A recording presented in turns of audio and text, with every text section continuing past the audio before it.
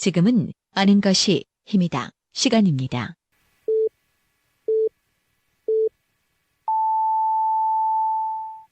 Welcome to the best podcast. Knowledge is power.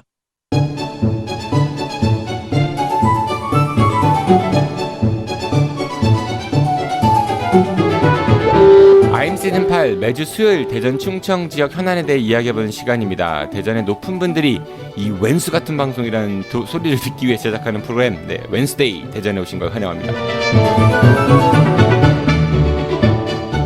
청춘을 돌려다오. 안녕하십니까. 여러분은 청춘하면 어떤 생각이 드십니까? 청춘학교. 청춘학교는 배움의 열정을 가지신 어르신들이 한글, 국어, 영어, 수학도 배우고 영화, 연극, 전시회 관람도 하고 스마트폰 사용법도 배우는 열린 배움터입니다. 배움, 나눔, 행복이 있는 청춘학교에서는 배움의 열정을 가진 학생과 재능 기부를 해줄 선생님, 그리고 후원자들의 참여를 기다리고 있습니다. 학생 무료, 선생님 무료, 후원회원은 유료. 기부금 영수증 발행됩니다. 전화 042-254-2007번이나 010-6620-8255로 연락 주시면 되고요. 자세한 내용은 다음 카페에서 대전 청춘학교를 검색해 주세요. 감사합니다. 웬스데이 대전은 매주 수요일, 이번 주는 우효상 팀과 함께합니다. 우효상 팀의 수계 법률사무소 다담 김우찬 변호사 나오셨습니다. 어서 오십시오. 네, 안녕하세요. 김우찬 변호사입니다. 네, 그리고 우효상 팀의 최고의 주당 중도일보 이명인 기자 나오셨습니다. 네, 안녕하세요. 그리고 주당은 아닙니다. 네, 마지막으로 막내. 방송이라는 막내. 방송은 닥친 대로 막내요. 하는 다전 참여자치 시민연대 김상기 아름다운 참여팀장 나오셨습니다. 어서 오십시오. 예, 안녕하세요. 김상기입니다. 네, 팀원들 마음에 드시죠? 그럴싸합니다. 김상기 팀장께서는 다 출연하시니까 오늘 한번 같이 해보시고 어느 조합이 더 좋은지 솔직하게 얘기해 주세요. 김상기 팀장이 너무 남용되는 거 아니에요? 네, 촬영이라고 해주세요. 저분은 남용돼도 돼요. 네.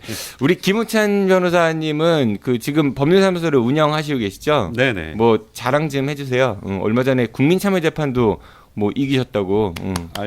뭐 이렇게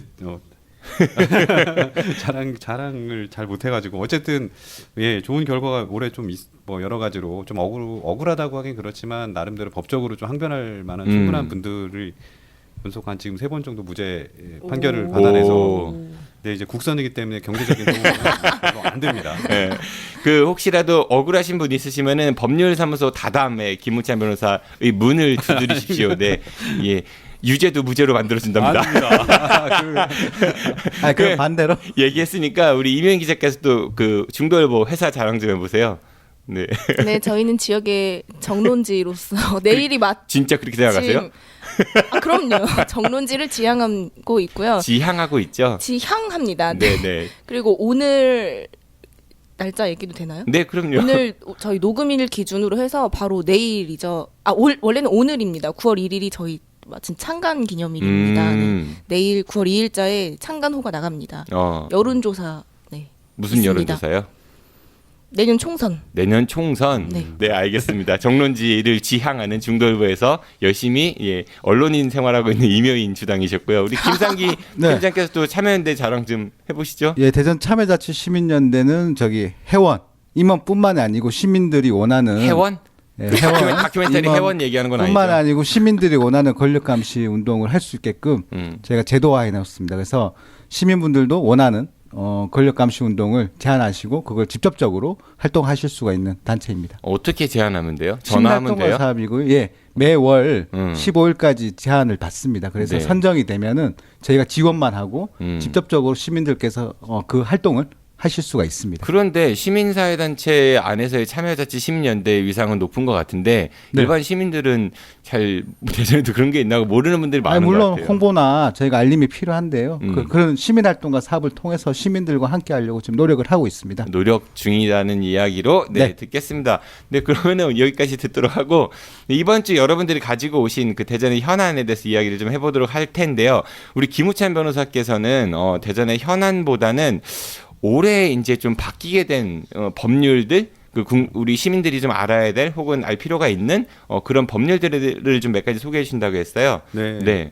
일단 현안 좀 하려고 했는데 어차피 할 게 없어요. 네, 다음에 이제 말씀하시는 것들에 관련된 부분들 아마 이제 말씀드릴 기회가 좀 있을 것 같고요. 이제 8번째 시즌 또 새로 시작하고 한 해도 이제 뭐 중간 이상을 넘어서 추석도 앞두고 있는 상황이니까 그간 이제 바뀐 벌초했어요? 법률, 예? 벌초했어요? 아, 벌초는 네, 아직 하지 않았습니다. 얼른 하세요. 네. 그래서 일단은 그 조금 한 해를 중간 점검한다라는 의미로 조금 짚어볼 만한 개정안들, 법률 개정안들 몇 가지를 좀 말씀을 드리려고 합니다. 일단 첫 번째로 가장 뭐 많이 실생활에 접할 수 있었던 게 음주운전 관련된 거죠. 윤창호법이라고 하는데 그 부분은 워낙 이제 널리 알려져 있기 때문에 자세한 설명은 좀 생략을 하고요. 이제 어쨌든 그 음주 관련된 수치가 굉장히 하향 조정됐고 0.03. 예, 0.03부터 이제 면허 한 잔도 안 되는 정지. 거죠. 네. 그건 이제 사람에 따라 다르겠죠. 네. 자, 이 이야기를 좀 들어보도록 하겠어요. 뭐 상황에 따라 다르기 때문에. 네, 다르긴 합니다. 네. 0.0 소주 보통 성인 남성 기준 소주 한 잔 마시면 그 정도 나온다고들은 하더라고요. 근데 좀 과장된 것 같기는 해요. 네, 그런데 이제 안 드시는 게 제일 좋죠. 아무래도 처벌도 더 강화되고 그렇기 때문에 더군다나 뭐 요즘에는 아침에도 뭐 음주운전 단속을 맞습니다. 하는 경우들이 있으니까 이제 폐가망신을 하시기 전에 네. 예, 실수하지 마시고. 이명인 기자께서는 혹시 음주운전 경험이 있으세요? 없습니다. 있어도 지금 제가 있어도 이렇게 얘기를 아까- 하지 않았어요. 아, 운전을 시작하자마자 저희 엄마가 절대 음주운전을 하면 안 된다고 너무너무 강조를 많이 하셔가지고 절대 음주운전은 안 합니다. 김상기 팀장께서는 저는 없습니다. 아니 단속 아니요, 경험이 아니요. 아니라 네. 아예 운전대를 잡아본 적도 없어요? 없죠. 예. 이 사람들 봐라. 술 먹고 술을 마실 때 차를 가져가지 않아요. 아 그래요? 알겠습니다. 제가 꼭 탐사 아니, 지지해보도록. 피디님은요? 저는 단속에 걸려본 적은 없습니다. 네. 하신 적은 있는데 아니 단속 그거는 안 말씀드리지 않겠습니다. 그거를 말씀드리는 거는 적절하다고 판단되지 알겠습니다. 않기 때문에 네. 자, 이런 발언 어떻습니까? 네. 다른 분들도 오히려 어떻게 보면 단속에 안 걸렸기 때문에 앞으로 안 걸릴 거라고 착각들을 많이 하시고 맞아요. 네. 지금 굉장히 운이 좋은 상태라고 인식하시고요. 절대로 술 먹고 운전자 잡는 일은 안 하시는 게 좋을 것 같아요. 예, 일단 윤창호법 새로 네네. 강화된 그래서 음주운전. 일단은 좀 음주운전은 이제는 절대 하시면 안 되고요. 형량을 좀 얘기해 주시면 좋을 것 같아요. 네네, 형량 제가 말씀드릴게요. 그 전에하고 이제 좀 달라진 부분들을 비교하자면 전에는 음주운전으로 사람을 사망하게 한 경우에 과거에는 1년 이상의 유기징역이었습니다. 근데 지금 이게 강화돼서 무기 또는 3년 이상의 징역이 됐습니다. 그러니까 하한이 과거에는 1년 이상이었는데 지금 3년 이상이고 무기징역까지 가능한 지금 사안이 됐고요. 사망 사고를 그렇죠. 유발했을 예, 경우 음주운전을 통해 사망 사고 유발했을 때 반대로 이제 뭐 다치게 했을 때 기존에는 10년 이하의 징역이었는데 바뀌고 난 이후에는 1년 이상 15년 이하입니다. 이거 역시 이제 하한이 무조건 1년 이상으로 됐기 때문에 굉장히 중하게 처벌받을 수 있는. 잠시만요, 변호사님. 10년 이하면은 사실 뭐 집행유예 나올 수도 있는 거죠. 그럼요. 네. 근데 1년 이상이라고 하면 그게 1년 이제 이상도 집행유예는 가능합니다. 네, 가능성이 줄어드는 거죠. 확실하게. 어쨌든 최소한 징역 자체가 뭐 몇 개월 이 수준이 아니라 아예 1년 이상으로 제일 낮은 하한 법정형이 정해졌고 그게 15년 이하까지로 또 상한도 늘어났기 때문에 굉장히 강하게 처벌할 수 있고 벌금도 늘었습니다. 이제 과거에는 다치게 했을 때는 500만 원 이상 3천만 원 이하였는데 이제 바뀌고 나서는 1,000만 원 이상 3천만 원 이하 벌금도 대폭 2배 이상 늘어났죠. 음주운전은 여러분들 하시면 안 됩니다. 이건 철칙입니다. 네, 그 처벌이 무서워서가 아니라 그렇죠. 네, 우리의 나와 이웃들의 생명. 그리고 또 한 가지 이게 또 이제 뭐 어쨌든 형사법 관련된 얘기인데요. 이것도 이제 아동 청소년에 대한 성범죄 관련해서 이제 공소시효가 이제 적용되지 않는 범죄가 생겼습니다. 그러니까 과거에는 13세 이상 16세 미만, 그러니까 13세 미만의 아동 청소년을 상대로 한 성범죄에 대한 가중처벌 규정만 있었는데 이거를 13세 이상 10승제 미만까지 이제 연령대를 확대한 겁니다. 그러니까 13세에서 16세로 확대했다는 그렇죠. 예, 거죠. 13세 16세로 그러니까 초등학생, 중학교 1학년 학생에서 이제는 고등학생 정도까지 확대가 되는 거네요. 그렇죠. 고1, 2까지. 네네네. 그래서 이제 더욱더 그 연령대를 상한 조정함으로 인해서 처벌될 수 있는 가중처벌 사유가 더 늘어나는 거고요. 그리고 또 한 가지가 이제 위계의 위력으로 13세 미만의 아동 청소년을 간음 추행하는 범죄 이거에 대해서 살인죄와 마찬가지로 공소시효 적용을 배제했습니다. 네. 그러니까 많은 분들이 또 위계 하면은 잘 모르시는 분들도 계신 것 같아가지고 네. 위계가 속이는 거죠. 네, 그렇습니다. 네. 그러니까 위력은 힘으로 제압하는, 힘으로 거고, 제압하는 거고 아저씨가 사탕 줄게 이리 와 이런 게 이제 위계. 네, 그런 것들이 다 포괄적으로 너무 잘 하시네요. 네. 네. 공소시효가 없어졌다. 네네. 평생 추적당한다. 예, 과거에 어떤 사건이 있었냐면 91년에 사건인데 그때 당시에 이제 30세였던 기부남이라는 여성분이 계셨어요. 기부남이요? 김부남. 김부남. 네네. 네. 근데 이분이 실명 어린 얘기하셔도 시절에 돼요? 네. 어린 시절에 이미 다 알려진 유명한 사건이에요. 사건이에요. 유명한 사건이어서 네. 그때 뭐 이제 30세였는데 어린 시절에 사실은 성폭행을 당했었던 피해자분이세요. 이분이. 주변에 그래서 슈퍼마켓 아저씨.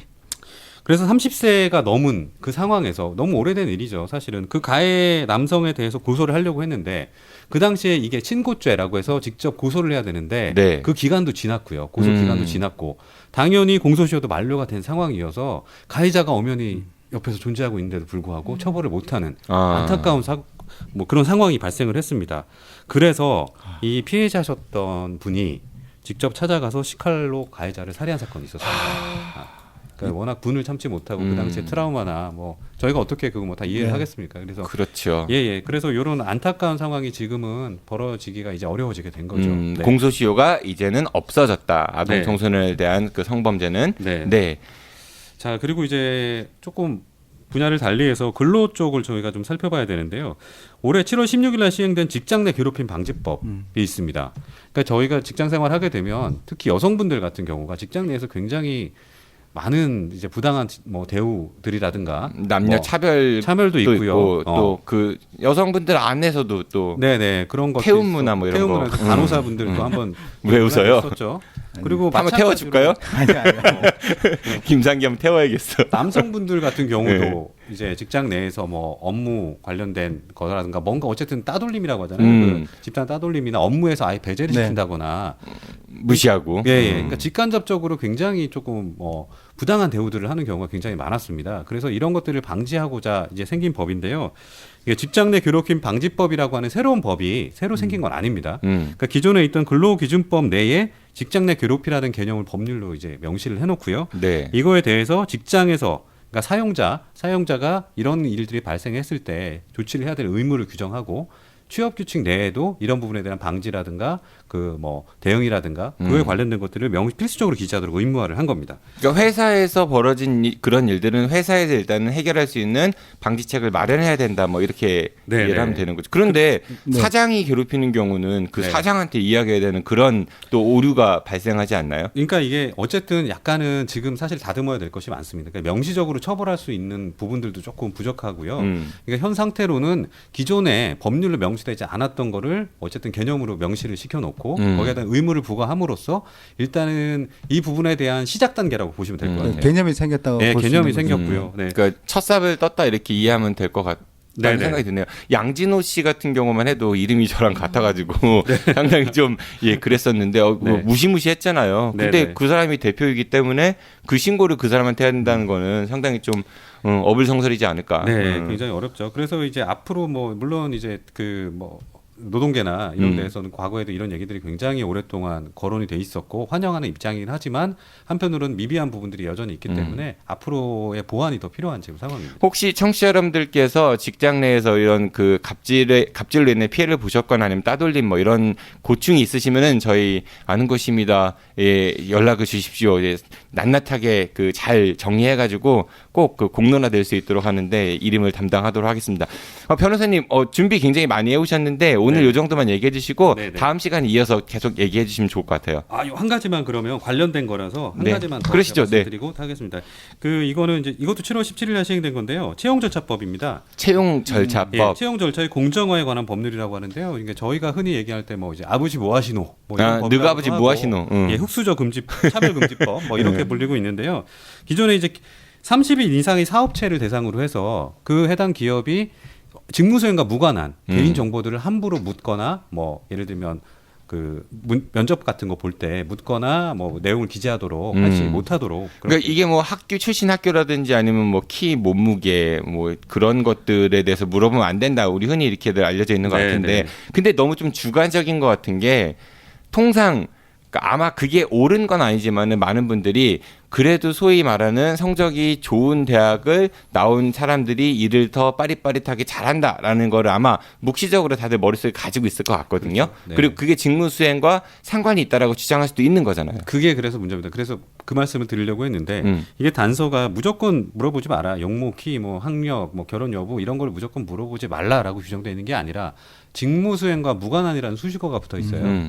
그렇기 때문에 지금 말씀하신 것처럼 직무수행과 무관한지에 대해서는 사실은 굉장히 그것도 되게 주관적일 것 같아요. 네. 그러니까 민원 업무 예를 들어서 민원 업무를 담당하는 분들이라면은 가급적이면 좀 더 호감 있는 외모가 일을 더 잘하지 않겠어요? 가만히 호감을 있어도. 누가 규정할 건데. 예, 그러니까. 근데 우리가 통상 우리가 인정하는 예를 들어서 김상기 팀장 하면 딱 비호감 딱 써 있잖아요. 네. 하다못해 군대도 문신 있거나 흉터가 뭐 화상 흉터 이런 게 크면은 이게 그 현역 입영이 안 되잖아요. 네, 왜냐? 네. 주변 사람에게 혐오감을 준다 뭐 이런 이유인 거거든요. 그러니까 배치되는 거잖아요. 이런 것들이. 그렇죠. 그러니까 그리고 이게 뭐 위반했을 때 1회 위반 시에 300만 원, 그리고 두 번째는 뭐 400만 원, 세 번째는 500만 원의 과태료가 부과가 되고 뭐 이런 게 있는데 세 번까지 다 돈 내면요? 그 다음에는? 그게 그러니까 저도 조금 아쉬운 거죠. 이게 그러니까 벌금도 아니고 과태료라는 네, 거잖아요. 과태료가 나오고요.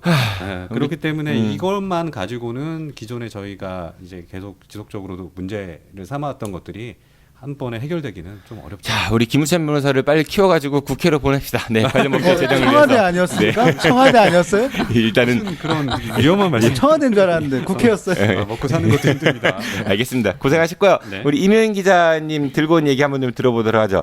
대전 의료원 그 예비 타당성 그 통과가 좀 어려울 것이다. 뭐 이런 이야기를 좀 오늘 해주신다고 했어요.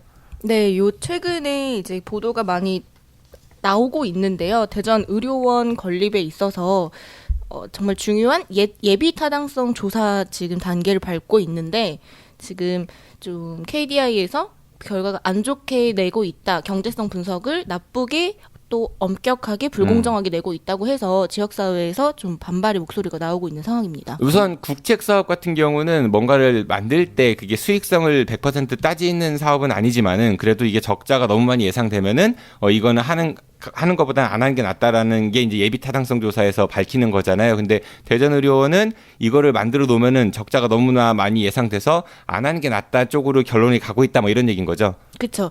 그 예타를 통해서 BC 값이라고 BC 분석을 하는데 그게 1이 되지 않으면은 경제성이 없다고 보통 판단을 해요. 근데 뭐 저 지역 사회에서도 많이 하는 얘기가 이 대전 의료원 사업은 공공의료 공공보건복지에 대한 서비스이기 때문에 지금 그 정부에서 하고 있는 KDI의 그 현재 경제성 분석에 대해서는 되게 불만이 있는 상황이고요. 거기다가 이제 최근에 세종 충남대 병원을 설립을 할 때 경제성 분석을 했던 그 기준과 대전 의료원에 적용하고 있는 기준이 되게 다르게 적용이 되고 있어서 그 부분에 더 지금 불만이 큰 상태입니다. 그러니까 똑같이 경제성 분석을 하는데 세종에 생길 충남대병원 같은 경우는 인건비가 아마 그 빠져 있다라고 들은 것 같고요. 일단 구체적으로 몇 가지 설명해 드리면은 일단 병상 수가 병원을 지을 때 병상 수가 이제 가장 중요한데 세종 충남대병원 같은 경우에는 500병상 정도 규모고 지금 저희가 대전시가 추진하는 의료원은 381 병상 규모인데요. 왜 하필이면 381이야? 그거는 네. 잘 모르겠지만, 근데 이제 여러 가지 시설도 다르겠고 이제 좀 규모 안에서 차이도 있지만 대전 의료원은 병상 수가 더 적은데도 불구하고 KDI가 현재 이제 중간 보고회에서 산출한 총괄 비용이 더 높게 책정이 됐습니다. 그러니까 이게 병상 수가 많아야 일단은 좀 더 그러니까 장사라고 표현하기 좀 그렇지만은 좀 이렇게 돈을 벌 여지가 더 많은 거잖아 사실. 보다 많은 입원 환자를 받을 수 있으니까. 이 병상 수가 적으면 당연히 유지비도 적게 들 텐데 오히려 더 많게 책정을 해놨다. 네, 그렇습니다. 아니, 근데 이게 그 예산이 다르잖아요. 그러니까 병상이 많다고 해서 예산이 줄거나 많거나 이게 다 다를 수 있는 거 아닌가요? 그럴 수가 있죠. 왜 병원을 지을 때는 뭐 장비가 어떤 장비가 들어가는지나 뭐 인건비가 얼마나 들어가는지 여러 가지 들어가는데 일단은 병상 수로 비교했을 때는 네, 지금 그런 단순 상황이고요. 비교했을 때 병상 수가 대전이 적은데 오히려 더 이제 비용은 높게 책정을 했다. 이제 그런 게 이제 한 가지 불만으로 지적이 되고 있고 또 하나는 또 어떤 게 있습니까? 네, 그리고 그 비용을 산출하는 과정에 있어서 세종 충남대병원 같은 경우에는 30년간 인건비가 지출되는 거를 빼고 이제 경제성 분석을 했는데 대전 의료원의 경우에는 그런 것도 다 넣었고요. 왜요? 이제 왜 그랬대요? 그 외에 대해서는 저도 뭐 정말 궁금한 부분인데 물어봐야 되잖아. 안 물어봤어요? KDI 전화해서? 전화해서 물어봤는데 네, 왜라고 하는 이제 일단은 KDI는 지금 진행 중인 용역에 대해서는 우리가 구체적으로 얘기하는 게 어렵다. 그리고 아직 안 나왔으니까. 끝난 게 아니다. 그래서 대전시나 근데 어떻게 정보 입수했대 그거는? 누가요? 그러니까 KDI가 이런 식으로 조사를 하고 있다는 거는 지난달 초에 대전시랑 KDI랑 보건복지부랑 1차 이제 중간 보고회라는 게 있어요. 네. 그러면은 이제 내용을 일단 현재까지 한 내용에 대해서 공개를 하죠. 보완하라는 네, 거죠. 그래서 너네 의견이 있으면 내라라는 그런 과정이 있었고요. 그 대전시가 그 중간 과정을 보고 야 세종은 이러는데 우리는 왜 이래 이렇게 항의를 한 거예요? 그렇죠. 그 같은 지침이 있어요. 공공보건 관련된 그 기관 예타에 어떤 것들을 비용을 산출할 건지에 대한 지침이 있는데 똑같은 지침을 그러면은 근거로 하는데 대전시가 다르다. 항의를 했는데 거기에 대해서 KDI가 뭐라고 얘기했대요? 일단은 너네 의견을 다 달라. 보완 요구서를 지금 현재 대전시는 1차 제출한 상태고요. 지금 또 이제 추가 또 KDI에서 내용 달라고 한 부분에 대해서 시가 아직 제출은 안 한 걸로 알고 있습니다. 아직 안 했어요? 근데 계속 1차 한 번 의견을 줬고 KDI에서 또 요구한 거에 대한 제출은 아직 안 한 상태라는 거예요. 뭘 요구했고 왜 안 했대요?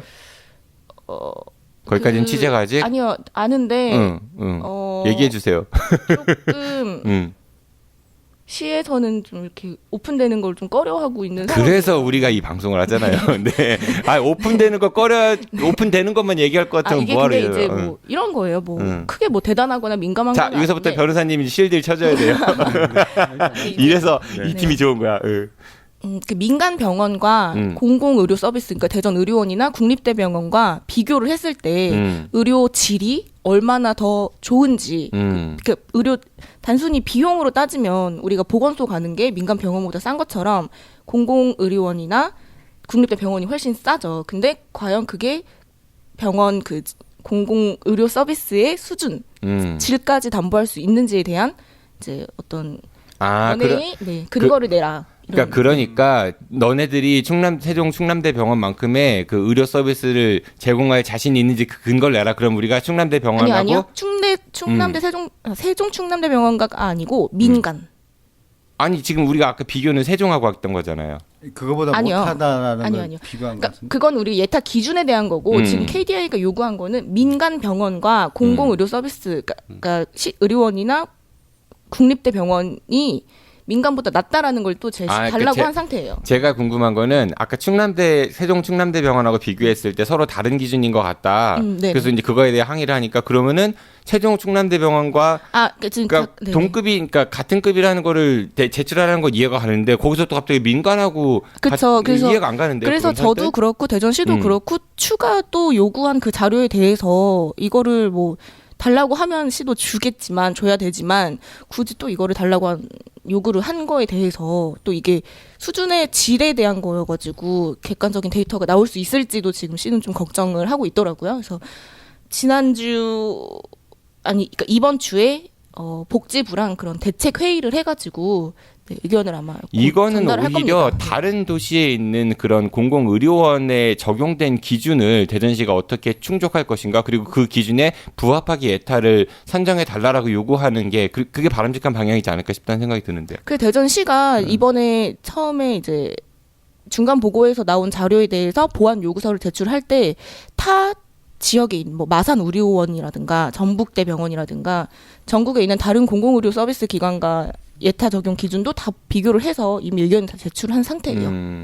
그 그러니까 예전부터 충청도 핫바지 뭐 이런 얘기들 많이 했었잖아요. 그쵸. 굉장히 기분 나쁜 이야기인데 이런 의료는 사실 공공 영역에서 굉장히 중요한 부분인데 대전이 이렇게 좀 차별을 받는다라는 느낌이 든다는 거는 대전에서 활동하고 있는 지역 정치권들, 뭐 국회의원들을 포함해서 이런 사람들의 무능의 결과치가 아닐까, 저는 좀 시민의 한 사람으로서 좀 그런 생각이 들어요. 공공의료원이 지금 주변에 없는 거잖아요. 대전뿐만이 아니고 대전, 충남에도 없고. 충남에는 천안 의료원도 있고요. 대전에는 의료원이 없어요. 네.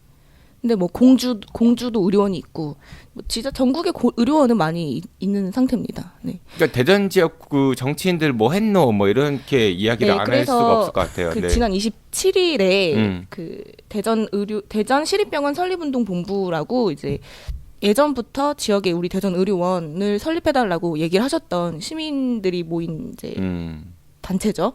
거기서 기자회견을 한번 대전시청에서 했는데 그때 이제 당연히 KDI에 대한 이런 불공정한 예타 기준에 대해서도 지적을 하고 비판을 했고 또 지역에 있는 정치인들이 좀 더 적극적으로 나서야 한다는 얘기를 했어요. 에이, 총선 출마쯤 되니까 이제 와갖고 뭐 괜히 어디 동네에 뭐 설치하느니 이런 거나 현수막 걸어놓고. 네. 그런 상황입니다. 불법 현수막. 이게 뭐 저는 그날 좀 기자회견 현장에 제가 있었는데 인상 깊었던 게 이게 한번 지금 동구청 있는 자리가 대전 의료원 장소였대요. 네, 그랬었죠. 근데 그거를 당시 구청장이었던 이장우 청장, 예. 우리 같이 방송했었죠. 그렇죠. 네. 네. 지금 현재 네. 이제 동구 지역구 국회의원이시고요. 네, 그분이 거기를 이제 의료원 부지로 사용을 하려고 계획이 돼 있었는데 거기다가 그 용도 변경을 해서 청사를 지은 거예요. 그러면은 이제 그 이후에 또 다시 어디다 의료원을 지어야 될지 시간이 또 더 걸렸고 이제 그 과정에서 네, 역할을 좀 못했다라는 비판 첫 번째고, 두 번째는 그분이 지역 국회의원으로서 이거에 대해서 왜 안 챙기고 있냐. 근데 뭐 이거는 뭐 이장우 의원뿐만 아니고 지역에 있는 모든 정치인, 뭐 시장, 뭐 구청장, 뭐 모든 분들 다 적용되는 얘기긴 하죠. 아, 거기 지역구 그 구의원 한 분은요, 지금 그 정당 실명 깔까 말까 까도 돼요, 변호사님. 여기에서 있었던 일이니까. 네, 더불어민주당 그 동구 그 지역위원장 그 강래구 씨 수행을 하고 다녀요. 제가 몇 차례 봤거든요. 아, 구의원이요? 현역 구의원이요. 이게 과연 이게 말도 안 되는. 에이구. 실명 왜 안 까세요? 동네가 그렇습니다. 네. 실명. 강래구 위원장 깠잖아요. 강래구 위원장을 수행하는 구의원 이름이 네. 네. 자, 오늘 거기까지 얘기 들어보도록 하고. 한 가지 저도 얘기하고 싶은데 네. 이게 저도 뭐 지역 정치인도 중요하지만 정부가 좀 더 전향적으로 들으실지 모르겠는데 네. 생각을 해주셨으면 좋겠어요. 지금 정부가 되게 포용 국가, 복지 국가를 지향하고 있잖아요. 그리고 예타 제도가 일부 바뀌면서도 경제성보다 이제 지역 균형 발전이나 여러 다른 이제 사회적 가치를 부각을 강조를 하고 있는 만큼 다른 것도 아니고 이런 의료원이나 진짜 건강이랑 직접적으로 직결된 이런 사업은 좀 잘 챙겨줬으면 좋겠습니다. 알겠습니다. 변호사님 진짜 책임져 줄 거죠? 모릅니다. 네, 시간이 많이 지나가지고 김상기 팀장한테는 시간을 조금만 드려야 될 것 같아요. 왜요? 네, 저 1분 남았는데 그럼? 네, 대전 시티즌 얘기한다고 했어요. 예. 김종천 의장을 포함해서 고종수 감독이 이제 검찰 그때 경찰 조사 받았는데 불구속 네, 불구속이고요. 그래서 검찰로 송치가 됐죠. 네, 8월 23일. 네. 아까 김장면서 몇 번 틀렸는데 지적 안 했어요. 저 안 틀렸습니다. 안 틀린 거 봤어요. 업무방해 혐의로 네, 기소 의견으로 송치를 했습니다. 네. 그래서 이게 1월달에 문제가 1월에 문제가 제기됐던 건데요. 그나마 이제 경찰 수사가 마무리되고 검찰로 이제 송치가 된 건데요. 김우찬 변호사님 아시겠지만 송치라는 거는 어쨌든 수사를 한 경찰의 내용을 검찰로 넘긴 겁니다. 그래서 검찰에서 수사를 마무리할 권한을 가지고 있고 앞으로도 수사를 또 할 겁니다. 그래서 12명의 그 현재 이제 피의자인 거죠. 그래서 기소 의견을 받은 12명이 있는 건데 거기에는 전직 감독이었던 대전시티즌 감독이었던 고종수 그리고 대전시의회 의장인 김종천 그리고 코치진들과 대전시티즌 사무국 직원들이 있습니다. 그런데 문제는 이게 너무 길어졌어요. 그래서 앞으로도 이 부분이 어떻게 진행될지가 좀 민감한 사항이고요. 그리고 이게 지금 신인 선수 부정 선발에 대한 의혹인데 이것뿐만이 아니고 이전에 있었던 어떤 커미션의 문제라든지 또 다른 의혹에 대해서도 풀어야 되지 않을까라는 생각을 가지고 있는 거고요. 이게 고종수가 기모 대표이사 고종수 감독 때 있었던 문제뿐만이 아니고 대전시티즌 전체 문제가 아닐까라는 생각이 들고 이후에 있을 지금 새롭게 이제 대표이사나 감독이 왔지만 전혀 개선될 모습들이 보이지 않는 거죠. 왜냐하면 이번에도 선수 선발에 있어서 에이즈 선수를 브라질에서 데리고 오면서 그 에이즈의 양성 반응을 다 얘기한다든지 인권 문제라든지 그리고 그 15명을 선발하려고 했던 선수들에 대해서 2명의 부정 선수가 있긴 했었지만 다 취소가 된 거죠. 그러니까 프로 선수만 바라보고 있던 또 다른 피해자가 생긴 거죠. 그에 대한 구제에 대한 내용은 없습니다. 그렇기 때문에 대전 시티즌 문제는 저희가 작년만 해도 68억 정도 60억 넘는 대전 시민의 세금으로 지원을 하고 있거든요. 20년간 2천억을 투자를 했습니다. 그럼에도 불구하고 선수들은 지금 K리그2에서 그러니까 2부 리그죠. 거기서 지금 10개 팀 중에 10위 꼴찌를 하고 있고요. 그러니까 꼴찌임에도 불구하고 선수들은 웃으면서 프로 선수가 아닌 것처럼 보여주고 있고 얼마나 좋아요. 축구사랑 순수한 축구사랑. 네. 구단에서는 네. 이런 문제에 대해서 개선하려는 선수들이 행복한 구단 의지보다는 이걸 봉합하려는 그러니까 이런 거죠. 이번에 12명이 기소 의견으로 송치가 됐지 않습니까? 자, 그러면 알았어요. 예. 얘기가 굉장히 길어가지고 일단은 시티즌 어떻게 생각하세요? 필요하다고 생각하세요? 대전 시티즌이요? 대전 시민들을 위해서? 그럼요. 저는 대전 시티즌 그 팀 자체는 왜요? 김치우 선수가 마지막에 올지도 모르니까? 안 옵니다. 김치우 선수. 아니요. 네. 물론 사심이 있긴 하지만 우리 프로 스포츠를 우리 지역에 있는 시민들도 즐길 권리가 저는 있어야 된다고 생각을 안 즐기잖아요. 중요한 건 여러 가지 이유가 있겠지만 네. 예를 들어 가지고 예전에 대전에 그 현대 다이너시라는 농구 구단이 있었는데 뭐 맥도웰 이상민에서 굉장히 우승 많이 했어요. 그러다가 전주로 갔거든요. 지금 전주 KCC의 전신인데 대전 시민들은 지금 프로농구를 볼 권리가 박탈당한 거나 마찬가지죠. 근데 사는데 큰 지장 없잖아. 그렇게 따지면 그래서 배구가 생겼죠. 여자 배구까지.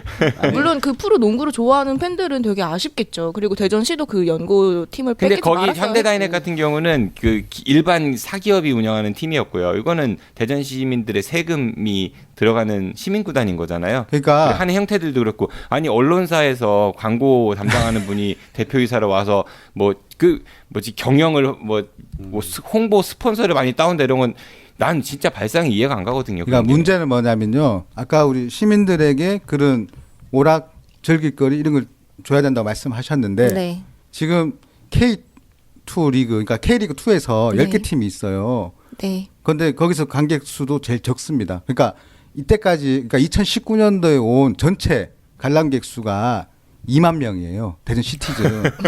그러면 저희 회사 축구 대회 때 빼고요. 그건 K리그가 아니었으니까. 네. 그러면 그 축구 대회 유명하죠. 할 얘기 많은데. 대전 월드컵 다른 거는 빼고요. 그 축구 대회 경기가. 때보다도 적게 온 거예요. 그렇죠. 대전 월드컵 얼마나 경기가. 많은 노력을 합니까? 그거는 이제 표가 대전 월드컵 경기장에 들어갈 수 있는 인원이 네. 39,500명이에요. 네. 근데 그만큼도 안 왔다는 거죠. 2019년도에. 그리고 지금 K리그 그 관람객 수가 지금 늘고 있음에도 물론 대전 시티즌도 늘었어요. 근데 가장 소폭으로 늘은 거죠. 그런 것들을 비교하자면 이게 정말 시민들에게 우리 시민의 예산으로 세금으로 지원해야 될 팀이냐 이런 거죠. 그러니까 제가 차라리 시민들한테 기쁨을 주려면 조기 축구에 무상으로 개방한다든지 그럼 엄청 좋아할 거예요. 많이 정말 몰리고. 재미난 게요. 대전에 프로팀이 4개 있습니다. 야구 있고요. 축구 있고요. 배구 남자 배구 여자 배구가 있어요. KTNG 여자 남자 KGC 한국인상공사가 있는데 KGC 그리고 바뀌었구나. 삼성화재가 있고 정말 재미난 거는 지금 대전 시티즌 꼴찌하고 있죠. 하나이글스 지금 9등, 10등 꼴찌 할라 말랑 하고 있죠. 아주 KGC 굉장히 막 치열합니다. 네, 인삼공사 여자 배구 지난 시즌 꼴찌했어요. 그러니까 올해 꼴찌했어요. 그리고 삼성화재 7개 팀 중에 4등 했습니다.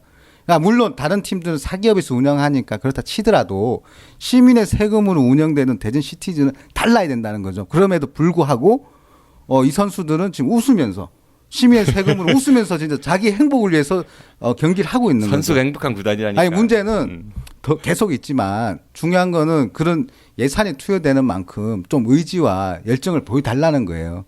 의지와 열정과 더불어서 그걸 감시할 수 있는 그런 체계적인 뭔가 시스템이 필요하지 않을까 생각이 들어요. 네, 맞습니다.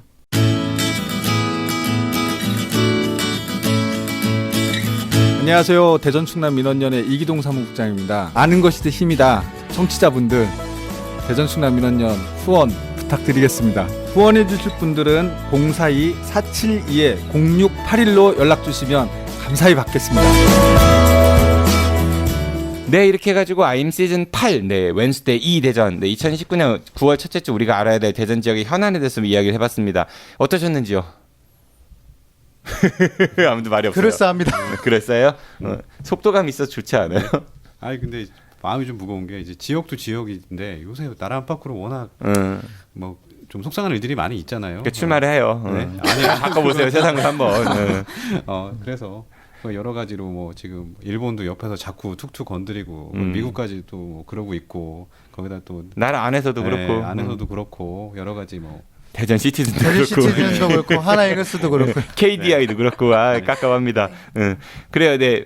이제 뭐 마무리하면 되겠죠? 저 한 가지 정정을 할게요. 아까 네. 제가 병상수 설명할 때 세종 충남대병원은 500병상이고 대전 의료원은 381 병상이라고 했는데 381이라는 숫자는 그 총 편익을 위한 그 총괄 비용의 차이가 381억 원이고요. 네. 네. 팩트는 확실히 해야 되니까. 네. 네. 대전 의료원의 병상 수는 319. 319병상이다. 네. 알겠습니다. 차이가 있었습니다. 381은 이제 죄송합니다. 차액이었고 네. 여전히 이해가 안 가요. 왜 319석인지 20석도 아니고 300석도 아니고. 알겠습니다. 예. 세 분 고생 많이 했습니다. 안녕히 가십시오. 고맙습니다. 감사합니다. 고맙습니다. 여기만 물러가겠습니다. 저는 금요일 한 주간의 키워드 뉴스를 정리한 주간 키워드 뉴스 브리핑으로 찾아뵙겠습니다. 지금까지 진행의 정진우였습니다. 청취해주셔서 고맙습니다. 안녕히 계십시오. I'll be back. 고맙습니다.